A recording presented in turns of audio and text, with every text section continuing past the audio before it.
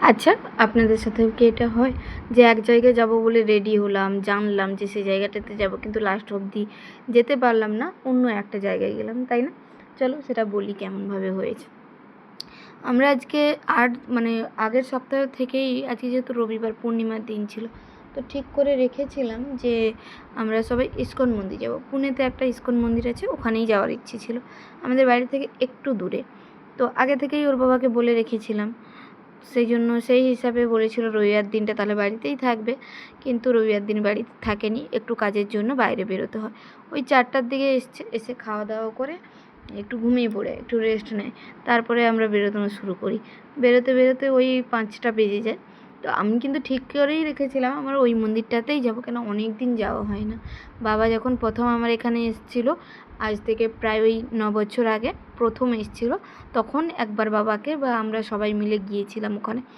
ওই যে যাওয়া, তারপরে কিন্তু একবারও আমার আর যাওয়া হয়নি। তো সবাই দেখতেছি বৃন্দাবন, ইস্কন এদের ছবি ছাড়তেছে, দেখতে খুব ভালো লাগছিলো। তো আমারও না ইচ্ছে হচ্ছিলো যে এখানে যখন ইস্কন মন্দির আছে আমি গিয়ে একবার দেখে আসবো, মানে ঘুরে আসবো, খুব ভালো ইচ্ছে ছিল আমার। কিন্তু ওর বাবার একটু ভুল বোঝার বা শোনার জন্য কি জানি ও এখানে নিয়ে গেছিলো। এটা হলো এখানে স্বামীনারায়ণ মন্দির। তো এই মন্দিরটাতে আমরা প্রায় কিন্তু যাই, একটু বাড়ি থেকে একটু মানে খুব একটা দূরে নয়, তো যাই, ভালো লাগে জায়গাটা খুব, মানে অনেকটা জায়গা ধরেই এই মন্দিরটা। আর সামনে পাহাড় আছে, পাহাড়টাও দেখা যায়, আর কতটা এরিয়া ধরে মন্দিরটা আছে একটু দেখে নাও, খুব সুন্দর কিন্তু। তো ওর বাবা না এখানে এসেই গাড়িটা থামিয়েছে, তো আমি বললাম আমি তো এখানে আসবো বলিনি, আমি তো ইস্কন মন্দির যাবো বলেছিলাম। তখন বললো ও তাহলে আমার বোঝায় ভুল হয়েছে। কিন্তু আর তিথি ভীষণ রেগে গিয়েছিলো, কেন আমরা অনেকবার এখানে এসেছি। কিন্তু ওর বাবা বললো দেখ দরজার মানে এতটা অবধি চলে এসেছি, আবার কেন ঘুরে যাবো, চল তাহলে আমরা এখানেই নাহলে একটু ঘুরে নিই, তো তারপরে দেখি কতটা সময় হয়।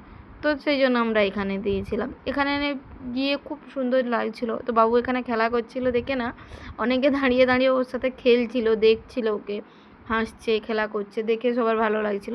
তো একটা বাচ্চা মেয়ে, এই মেয়েটা না এসছে, দৌড়ে দৌড়ে এসে বাবুর কাছে এসে বসছে। তো ওর যে বাবা মা ছিল, যেনারা ছিলেন, ওনারা বললেন আরে ওদের বাড়ির লোক বকবে। তখন ওর বাবা বললো না না বকবো না, আসো, বলে আবার ছবি তুললো। তোর ফ্যামিলিরও ওখানে সবাই দাঁড়িয়ে না খেলা মানে বাবুর সাথে দেখছিল। আর তারপরে সন্ধে হতে খুব সুন্দর করে সাজিয়েছে। আর এই দেখো এখানে বাবু যেই করছিল, যেইটা কিন্তু খুব সুন্দর করে, নিজে বলে যে এটা ওর আন্টি ওকে শিখিয়েছে যে এইভাবে প্রণাম করবে, এইভাবে জয় জয় বলবে, তাই। তো ওখান থেকে বেরোতে বেরোতে প্রায় ওই 9টার মতন হয়ে গেছে। তো আমরা ওখান থেকে এসে ভীষণ ট্রাফিকও ছিল ওখানে। তো এখানে এসে আমরা একটা রেস্টুরেন্টে গিয়েছিলাম। পূর্ণিমা যেহেতু ছিল তাই আমি ভেবেছিলাম ননভেজ খাবো না, ভেজ খাবো। তো ভেজ হোটেল খুঁজতে খুঁজতেই এতটা সময় চলে গেছে। আর ননভেজ হোটেলে আমি যেতে চাইনি, কেন জানো তো, ওই ননভেজ হোটেলে গেলে না ওই হয়তো তেলগুলো ইউজ করতেছে, তো সেই ভেবে আর গেলাম না। তো এইটা ভেজ হোটেলটা আমাদের বাড়ির পাশাপাশিই, কিন্তু আমরা কোনো দিন যাইনি। তো ভাবলাম ভেজ যখন পাওয়া যায় চলো ঘুরে আসি, তো এখানে গিয়েছিলাম। বাইরে বসার জায়গা ছিল, কিন্তু আমরা ভেতরেই গিয়ে বসেছিলাম।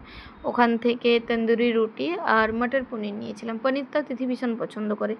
তো আমার ইচ্ছে ছিল একটু বিরিয়ানি নেব, ভেজ বিরিয়ানি, কিন্তু ভাবলাম এটা প্রথমে ফিনিশ হোক, নাহলে তো ঠান্ডা হয়ে যাবে। আর হ্যাঁ, একটা মশলা পাঁপড়ও নিয়েছিলাম।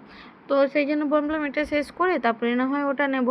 কিন্তু এটা খেতে এতটা সুন্দর ছিল না, আর মানে আর পেটেও জায়গা খুব একটা ছিল না। তো আমি আরেকটা রুটি নিয়ে আমি বললাম না আর বিরিয়ানি নেব না, বিরিয়ানি নিলে আর কেউ খাবেও না, সবার মোটামুটি পেট মানে ভরে গিয়েছিলো, তাই।